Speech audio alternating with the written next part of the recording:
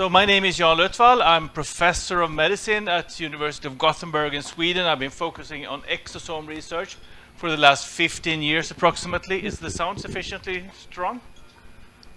Do you hear me well? Xin chào tất cả quý vị các bạn. Tôi là tiến sĩ Jan Lotvall. It's okay. Tôi đã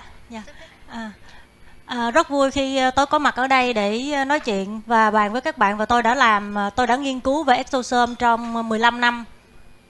And this is my declaration of interest. I do consult for ExocoBio, but I also have my own biotech developing exosome therapeutics and even some diagnostics. Và tôi đã làm trong rất là nhiều công ty về exosome và trong chẩn đoán cũng như là điều trị exosome. So the first time we published in the field of extracellular vesicles or exosomes, I will use those terms interchangeably, was actually 16 years ago. So we've had more than a decade and a half of experience with extracellular vesicle research, and we've asked many things like what, where, how, and why are these vesicles in our body. Tôi đã làm việc gần như là 16 năm, có nghĩa là hơn một thập kỷ trong cái việc nghiên cứu về exosome, và tôi đã đặt ra rất là nhiều câu hỏi về như là cái gì, ở đâu, như thế nào và tại sao về các cái túi ngoại bào này. And by asking those questions, we can start thinking about how we can really utilize these vesicles, either as therapeutics or as diagnostic tools. So we want to find clinical applications for the exosomes. Và tôi muốn chúng ta làm thế nào để ứng dụng được cái chất tiết ngoại bào hay exosome vào trong chẩn đoán cũng như là điều trị. So where are these vesicles? Well, you've seen some presentations today. There are definitely in every body fluid. The next frontier we've been working with is looking into tissues. And here you can see a bronchial biopsy of a young human with a myofibroblast that is kind of vesiculating, and far away from the cell you can see some collagen fibers, but also a lot of round structures. Và chúng ta có thể thấy ở trên cái hình này như vậy thì cái exosome nó sẽ có ở đâu, thì nó qua những cái bài báo cáo trước chúng ta thấy là nó có ở tất cả mọi nơi, từ các cái tế bào tiết ra, và nó có ở trong tất cả mọi cái dịch trong cơ thể. Và ở đây chúng ta nhìn ở trên cái hình ảnh vi thể này thì mình sẽ thấy được là ở trong một cái người phụ nữ trẻ thì chúng ta sẽ thấy được những cái fibroblast là cái nguyên bào sợi, và ở xa đó là những cái thạc thể màu nâu. And further away from the cell you can see more round structures. Here you see an extracellular mitochondria, and these are the 15 nanometer big vesicles that are normally called exosomes. Và các bạn có thể thấy là một cái hạt tròn ở trên đó là một cái hạt ti thể, và kế bên đó là một cái hạt nhỏ hơn, kích thước nhỏ hơn rất là nhiều, thì cái đó là exosome. So when we isolate vesicles from cell cultures such as mesenchymal stem cell, this is what they end up looking like when they're really pure and really clean, right? And highly concentrated. This is a negative stain electron microscopy. You can see some large vesicles and some smaller vesicles. Và ở đây chúng ta sẽ thấy là một cái hình ảnh mà nuôi cái tế bào trung mô, và chúng ta sẽ thấy các cái exosome cũng như là cái hạt microvesicle là những cái hạt vi hạt. Thì chúng ta thấy ở đây là một cái môi trường rất là tinh khiết và rất là sạch luôn, và cái độ gọi là cô đặc của nó rất là nhiều. Và cái này nó nhuộm âm tính thì mình mới thấy được. And these are the structures that are highly biologically active when we use them in our clinic. So the vesicles, that's what they contain many types of RNA and cytosolic proteins, plus the membrane, the double lipid membrane that cells have, and the membrane proteins of the cell where it comes from. Và ở đây là một cái cấu trúc sinh lý của nó, thì nó sẽ chứa rất là nhiều cái enzyme, protein, DNA, RNA, và nó có được bao bởi một cái lớp màng lipid kép giống như là tế bào vậy, và nó có gắn trên những cái protein gắn ở trên cả màng tế bào luôn. And some vesicles are produced inside the cell in what called multivesicular bodies and can be released, and you can see the release of these what is called exosomes from a cell. This was captured by electron microscopy. And this is what the vesicles look like in cryo-electron microscopy, which is a very efficient way of visualizing the vesicles. Và các bạn thấy là nó được tiết ở bên trong, nó được hình thành ở bên trong nội bào, sau đó nó sẽ được tiết ra ngoài, và cái hình ảnh đó là hình ảnh vi thể, kính hiển vi điện tử. Mình sẽ chụp được cái sự những cái túi tiết, những cái hạt exosome nó được tiết ra từ tế bào, và mấy bạn thấy cái kích thước nó rất là nhỏ.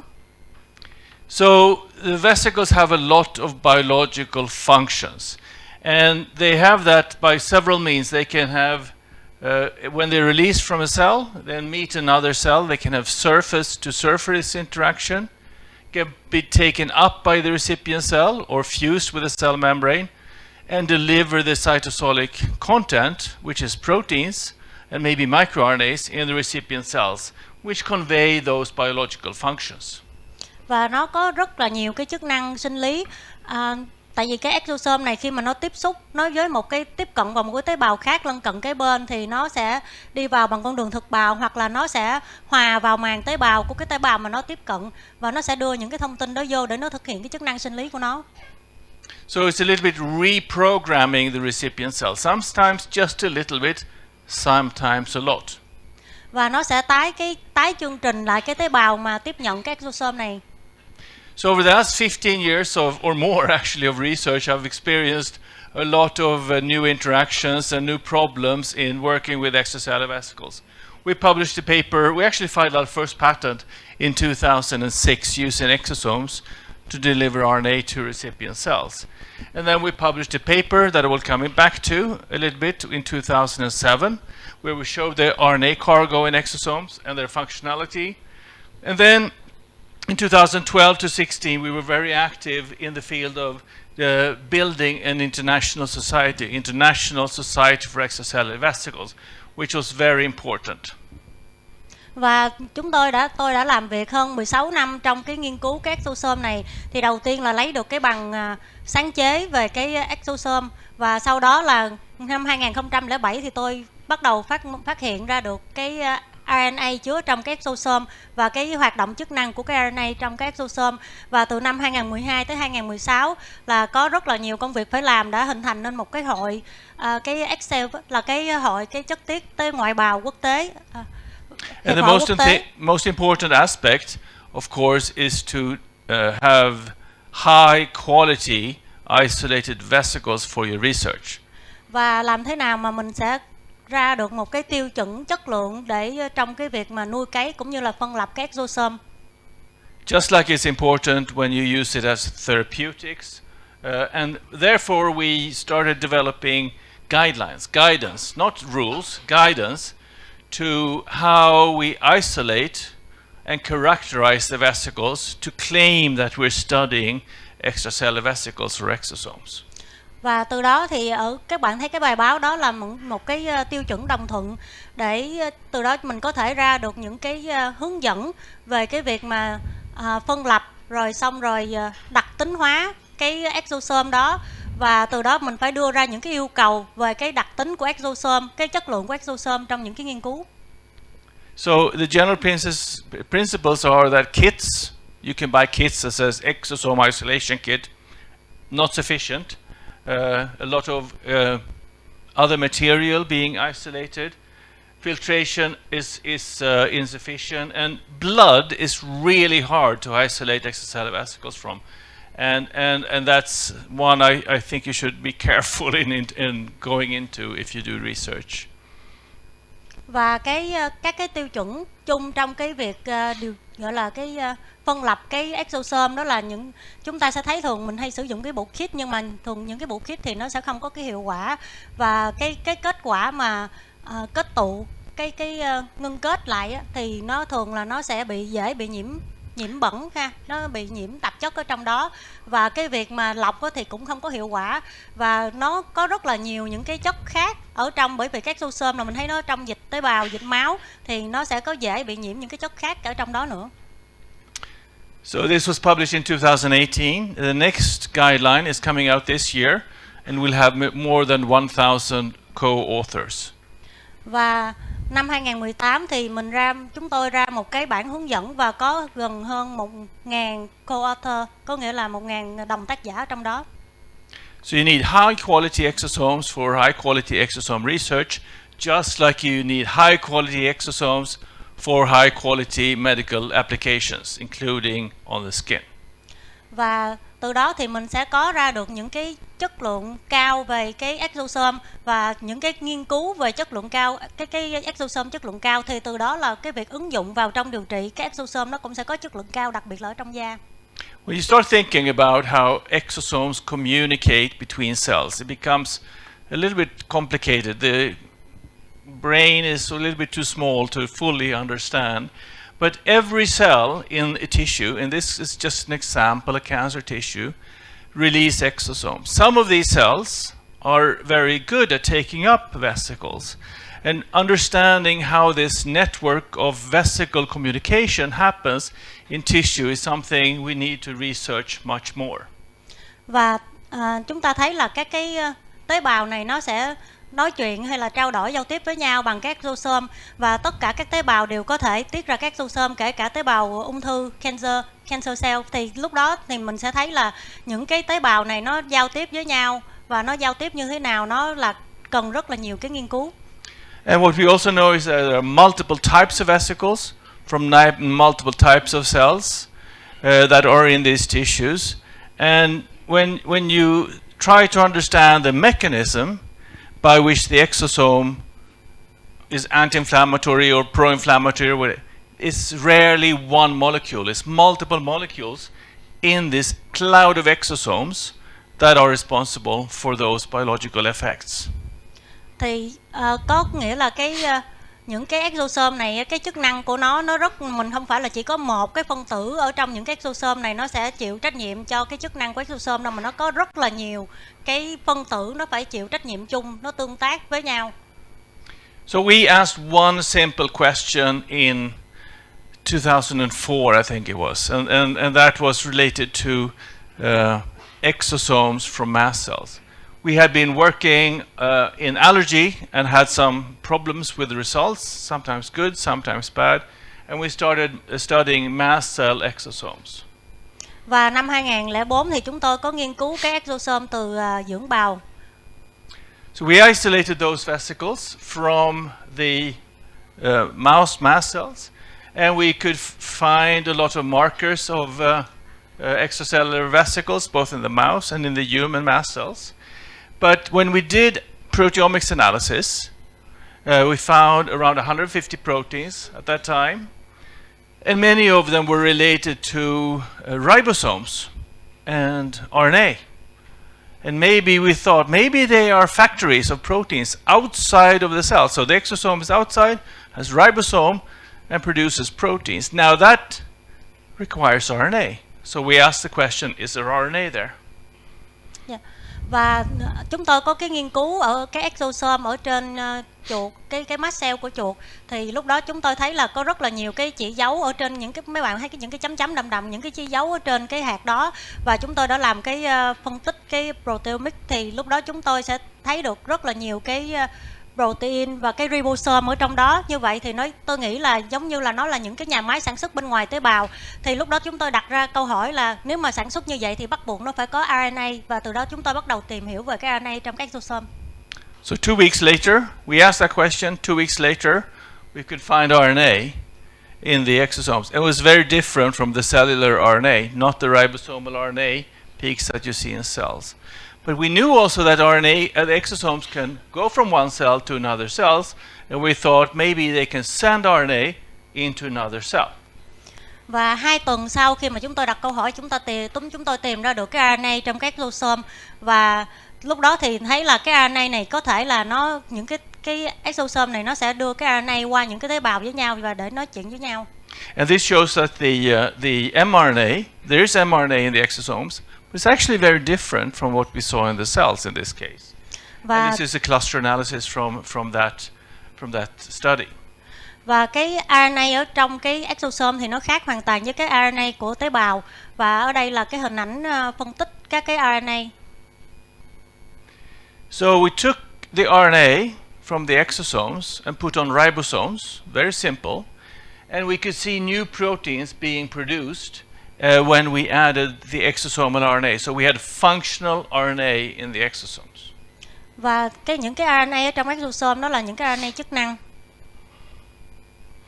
So, not knowing whether it happens in cells, this is a little bit interesting experiment. We took mouse exosomes from mouse cell culture and put it on human cells and looked for mouse proteins in the recipient cells. And actually we could find a number of new mouse proteins in the recipient cells that match the mRNA we had in the exosomes. Và chúng tôi lấy cái exosome từ cái exosome của chuột và chúng tôi bỏ nó nuôi cấy, bỏ nó qua bên các tế bào của người, thì sau đó chúng tôi cũng thấy được thu nhận được rất là nhiều cái protein có cái nguồn gốc từ chuột. So this study is what we published. It's been hugely cited and it changed my life totally, from being an allergy asthma focused researcher to becoming an exosome focused researcher. But we had one simple conclusion, and that is exosomes carry RNA, and the RNA can go into a recipient cell and have a function. Và cái bài báo này nó thay đổi hoàn toàn, cái nghiên cứu này thay đổi hoàn toàn cái cuộc đời của tôi. Đó là chỉ có một cái kết luận duy nhất thôi, đó là cái exosome nó mang hay nó chuyên chở những cái RNA và tới những cái tế bào tiếp nhận, và những cái tế bào tiếp nhận đó nó có cái RNA nó có chức năng trên cái tế bào tiếp nhận. So this is when we published it. It was 2007. There were 93 papers on exosomes that year, and now there are more than almost 8,000 published last year. So the number of publications is increasing hugely, and now people like yourself understand and know what an exosome is. We've seen some very nice presentations previously about exosomes. Hồi lúc 2007 thì chỉ có mới 93 bài báo về các exosome thôi, nhưng mà bây giờ các bạn thấy là đã có hơn 8.000 bài báo về exosome, có nghĩa là mình thấy những cái nghiên cứu về exosome nó tăng lên rất là nhiều, như là những cái bài thuyết trình hồi nãy mình thấy. So then the question comes, and I'll skip a number of years of troubles. But then the question comes, how can we utilize them? Can we use them as diagnostics? That's the abbreviation for diagnostics, or as therapeutics. Và vậy thì chúng ta có thể sử dụng các exosome, ứng dụng nó trong cái chẩn đoán và điều trị được hay không? So I'll start a little bit with diagnostics, and we started to understand around 10 years ago, maybe a little bit longer ago, that every cell sends out vesicles with different morphology and different subpopulations of vesicles. And there are a number of biomarkers that have been suggested to reflect diseases. They include RNA, especially RNA, some DNA, but also which proteins these vesicles have. Và chúng ta sẽ thấy là cái subpopulation có nghĩa là những cái bộ phận dân cư được nhận dạng, có nghĩa là những cái exosome nó đều được nhận dạng hết, và có những mang những cái RNA và DNA, và những cái túi đó nó cũng sẽ nhận dạng những cái bệnh. So what we did was to go into human metastatic melanoma from the skin removed because of pain or other reason. And we analyzed the membrane proteins to identify unique proteins. Và chúng tôi có nghiên cứu ở trên những cái bệnh nhân mà melanoma di căn, và nghiên cứu về những cái protein màng. And we focused, actually, we were surprised to see so many proteins from the mitochondria, because they shouldn't be there according to all the research, but they were definitely there. And especially inner membrane, not outer membrane mitochondrial proteins, inner membrane mitochondrial proteins. Và chúng tôi đã phát hiện ra được rất là nhiều cái protein của cái màng ti thể, và nó đã có đó sẵn từ đó giờ rồi mà mình không có để ý. So to make a long story short, we ended up looking for exosomes with two different mitochondrial inner membrane proteins, COX-6C and MTCO2 in blood. And here we have a comparison between healthy, and all of us have these vesicles right now. All of us have them in our blood, but metastatic melanoma patients have more. Và chúng ta sẽ so sánh những cái mTCO2 và cái COX-6 á, thì mình sẽ thấy là ở người khỏe mạnh bình thường thì cái đó cái nồng độ nó thấp hơn, ở trong cái exosome nó sẽ thấp hơn nhiều so với những người bị bệnh. So how do the mitochondrial inner membrane come into an exosome? Well, I have a picture to suggest a mechanism. And this is an electron microscopy picture of a healthy tissue. And right here, this is all a cell. Right here, you have a multivesicular endosome, which is the factory of exosomes. And here you have a mitochondrion.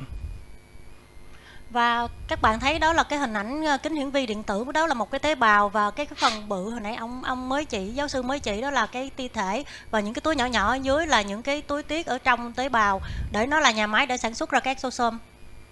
And you can see in this area there is some sort of fusion or interaction, strong interaction, kissing or something like that you could call it. I think it's called mitophagy. It's sort of a lysosome here helping the mitochondrion to renew. And that may bring the mitochondrial inner membrane protein into the exosomes. Và ở đây thì mấy bạn sẽ thấy có một cái sự tương tác giữa cái ti thể ở trong màng inner membrane, trong màng tế bào, thì có thể ông nói đùa là có thể muốn coi như là hôn hay là cái gì cũng được để nó tạo ra, nó tái tạo, nó chương trình cho cái sự tạo các exosome. So this shows an example of how exosomes can be used as diagnostics. We have a patent on that. It's actually approved. Actually getting it out on the marketplace is very hard work, and we haven't been able to do that. But let's talk a little bit about therapeutics and how we can use the exosome for therapeutic purposes. The way I think about it is we use vesicles that have intrinsic biology. So either we use stem cells that have anti-inflammatory effect, or we can use bacteria that have a activation of the immune system. Và bây giờ chúng ta sẽ nói qua cái việc ứng dụng của trong điều trị, ứng dụng của exosome trong điều trị, thì chúng ta có thể sử dụng cái tế bào gốc trong cái việc kháng viêm, còn hoặc là sử dụng cái bacteria trong cái việc mà kích hoạt cái hệ thống miễn dịch.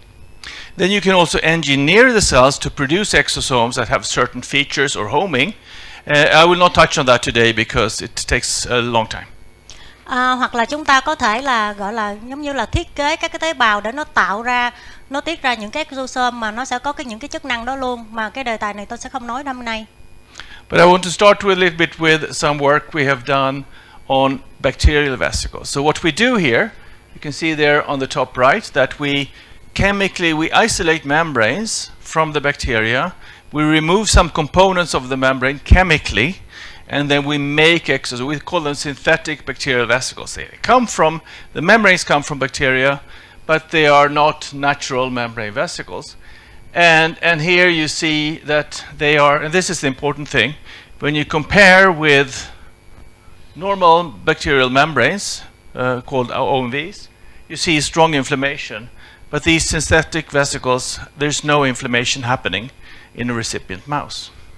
Các bạn thấy cái hình ở trên đó thì người ta sẽ phân lập cái màng của vi khuẩn ra và một cách cơ học, và người ta bỏ bớt một số cái thành phần. Thì cái hình ở dưới rất là quan trọng, mình thấy là cái OMV là cái màng tế bào vi khuẩn bình thường, và còn cái hình ở dưới cái nhỏ kế bên đó là cái màng vi khuẩn tổng hợp, thì mình thấy nó không có. So here we've tested it with where we've isolated the bacterial vesicles and some tumor neoantigens, and we see an inhibition of the tumor growth quite strongly in mice that are immunized against the tumor using the synthetic bacterial vesicles as an adjuvant.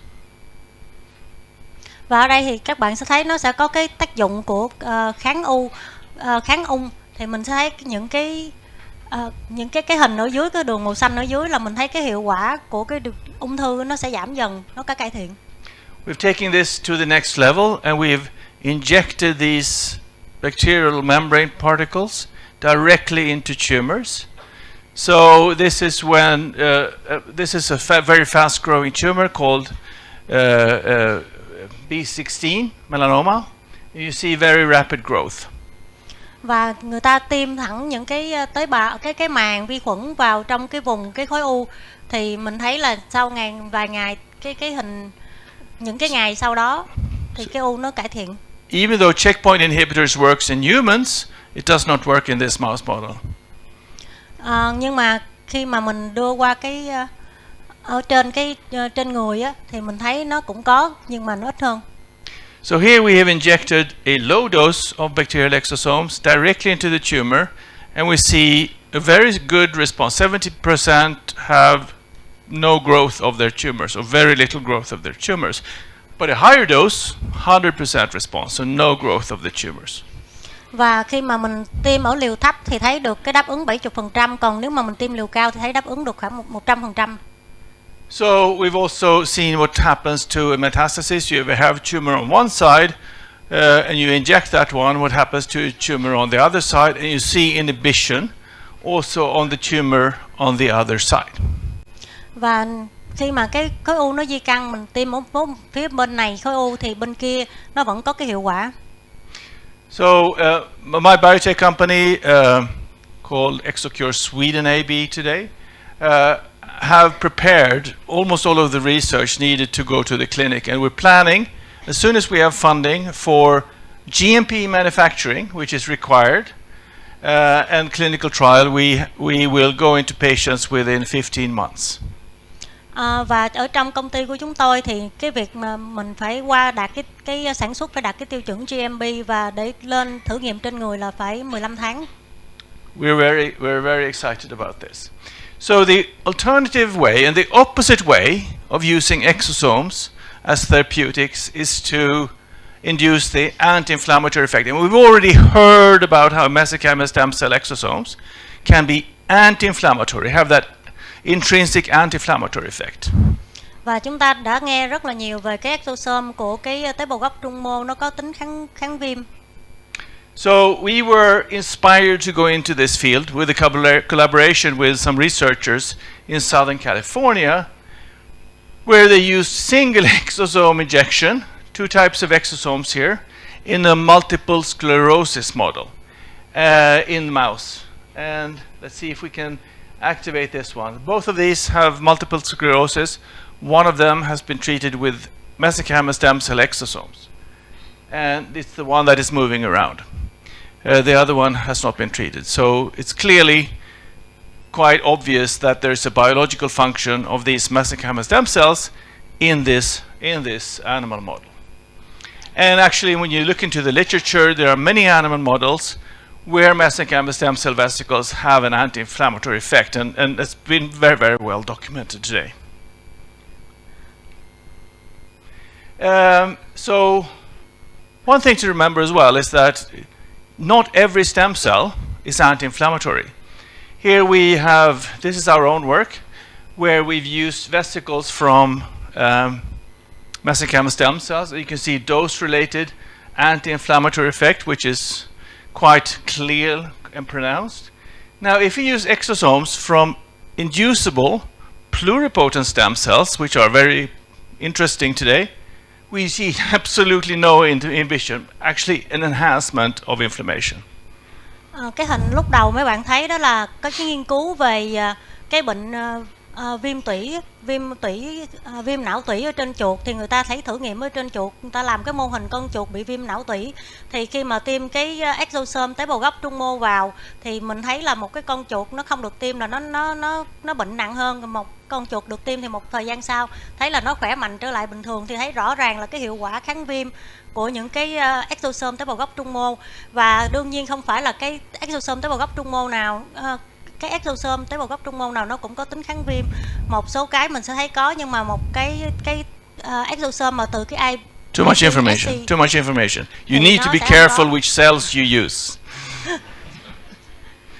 So here we have looked at different types of vesicles from a mesenchymal stem cells, and you can see here we have some vesicles that are empty, have no cytoplasmic content at all. And we look at the dose response curve of the anti-inflammatory effect, and we see anti-inflammatory effect similar to the exosomes using these synthetic vesicles. Well, 50% inhibition of inflammation is good, but we want to get more. Có ba cái loại, cái vesicle, cái exosome từ cái tế bào gốc trung mô, thì có cái thì nó có cái tác dụng kháng viêm và có cái thì nó không. So what we do here is we isolate vesicles from mesenchymal stem cells or membranes. We have these open membrane fragments that you can see in the electron microscopy, higher magnification, but we can load these with different things and then close them again, and then they have these beautiful normal exosome morphology. Và chúng ta sẽ lấy những cái exosome từ tế bào gốc trung mô, chúng ta mở cái màng nó ra là chúng ta phân lập nó, sau đó là rửa màng, rồi chúng ta sẽ đưa thêm những cái chất như peptide, RNA, những cái phân tử nhỏ vào, rồi sau đó chúng ta lại tái tạo cái màng đó lại, nó ra một cái exosome mà chúng ta mong muốn. Oh, now you think, wow, he's going crazy. He's showing one of these slides with many arrows and many factors. It's very simple message. Very simple message. Go ahead. Chắc là các bạn đã rất là Anyway, nhức it's đầu, rất very là mệt. simple. Nhưng The mà bây very giờ simple thì thing is we put in a peptide that targets one of the most important intracellular molecules for inflammation. Inflammation that is induced by, for example, bacteria or viruses. Chúng ta thấy là có một cái duy nhất, đó là cái đích đó là cái MD88, nó sẽ giúp là tải, có nghĩa là tải cái màng, những cái hạt được tổng hợp từ cái màng tế bào của cái tế bào gốc trung mô để điều trị cho cái viêm hệ thống. So this is called MID88, is downstreams of almost all toll-like receptors. Và cái MD88 đó nó là một cái sản phẩm xuôi dòng của những cái toll-like receptor. So here you can see the effect of the MID88 inhibitor. So we see this 50% inhibition with the vesicles in vivo in the mice. You see actually no effect at all with the peptide, but when the peptide is inside of the exosome, we see this 85 approximately % inhibition of the inflammation. And we as clinician, I'm sure, want more than 50% inhibition of inflammation when we treat severe disease. Và chúng ta thấy ở trên cái hình đó là cái sự ức chế của cái MID88 thì mình thấy nó hiệu quả hơn rất là nhiều so với những cái khác. So if you look at how much of research has been done in humans, there are a number of clinical trials that have been performed in COVID. I don't know if I've seen any data from a controlled study, but this is what I found around 8, I think, in PubMed. Và cái vai trò của nó sẽ ứng dụng ở trong cái giai đoạn COVID. So when you do clinical work, you have to select your cells again, right? And mesenchymal stem cells is what we're looking for. And here's an example of a study that have compared different mesenchymal stem cells. So this is umbilical cord mesenchymal stem cells, and the anti-inflammatory effect is significant. Here is the bone marrow derived mesenchymal stem cell exosomes, and the anti-inflammatory effect is significant. And here is the adipose tissue derived mesenchymal stem cell exosomes, and again the inhibition is significant. Thì chúng ta thấy là cái tính kháng viêm của cái tế bào gốc trung mô là nó cao nhất, còn những cái tế bào như là tế bào xương hoặc những tế bào khác thì nó sẽ thấp hơn.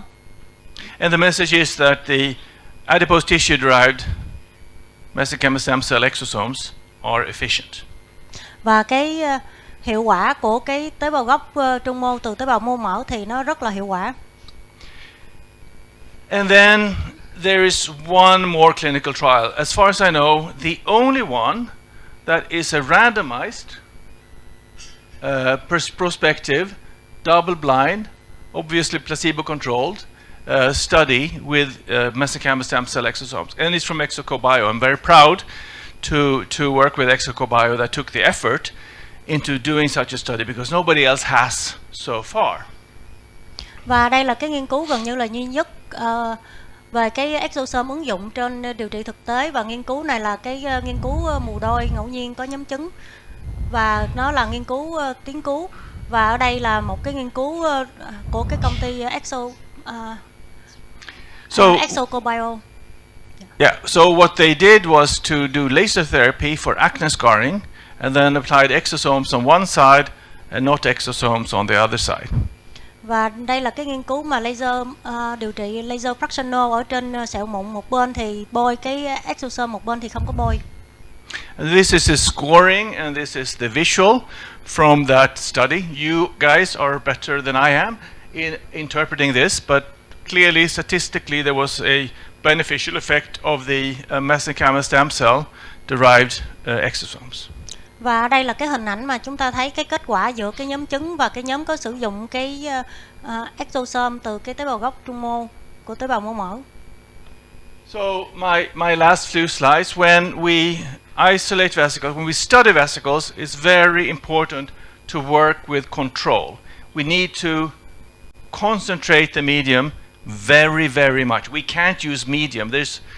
You need to concentrate the medium 100 or 1,000 times maybe to get sufficient exosomes to have a biological effect, depending on the exosomes. Và ở đây là cái quan trọng là chúng ta phải cô đặt cái môi trường tế bào nó phải rất là nghiêm ngặt và rất là tốt, phải cả ngàn lần thì mới ra được cái exosome. So lot of isolation procedures isolate protein aggregates, which are dirt basically from cells. But if you do it properly and professionally for your research or for clinical GMP manufacturing, the vesicles will be looking quite nice. Có rất là nhiều cái phương pháp để phân lập, nhưng mà nếu mình mà phân lập không có đúng thì nó sẽ ra nó có cái sự tinh khiết của cái protein nó sẽ bị giảm đi. And then you of course have to do quality control to check you don't have nuclear not too much proteins. You have your appropriate RNA, for example. Very little DNA. There could be some DNA there, but very little. And ideally, you should look at your vesicles with an electron microscopy, and that is key components of good manufacturing practice. Và cái việc mà cái tinh chế hay là phân lập nó rất là cho nó tinh khiết, nó rất là quan trọng, bởi vì nếu mà không thôi thì nó sẽ không có những cái protein, cũng không có những cái RNA trong đó, thì như vậy thì cái chất lượng của cái exosome mình nó sẽ không có, và cái đó là cái yếu tố chính ở trong cái việc mà gọi là thực hành sản xuất tốt cái GMP. So clearly good manufacturing practice is important, and Exosome Bio has built this big factory in Korea, which produces a lot of vesicles for clinical use. Và cái việc mà thực hành sản xuất hay là điều chế tốt này thì công ty Exosome Bio là một cái công ty rất là lớn của Hàn Quốc và đã đưa được rất là nhiều cái chất lượng cái exosome thật là tốt trong ứng dụng điều trị. So right now we are in a very exciting time for biomedicine. We've seen the implementation of monoclonal antibodies, and now bidirectional monoclonal antibodies are appearing, and we've seen, they were discovered. Monoclonal antibodies were discovered in the 70s, and now we have hundreds of different types of medications for this here disease and have helped patients a lot. Và bây giờ thì chúng ta cũng biết là cái ứng dụng của thuốc sinh học rất là nhiều, và nó càng ngày nó cũng càng phát triển nhiều hơn nữa. And now we are just on the verge of seeing this development with exosomes or extracellular vesicles, with a lot of very good data from experimental animals and some initial data from cosmeceuticals and skin disorders, etc. Và bây giờ thì chúng ta bắt đầu thấy cái tương lai trong điều trị và ứng dụng cái exosome ở trong rất là nhiều lĩnh vực, chẳng hạn như là thẩm mỹ, cái vấn đề về da, bệnh viêm, ung thư, và cả những cái vấn đề về gọi là suy giảm não, thần kinh. I think exosome therapeutics will be evolving hugely over the next decades, within my lifetime, beyond my lifetime, and probably beyond even everybody else's lifetime in this room. Thank you very much for your attention. Rất cảm ơn cho sự lắng nghe của các bạn.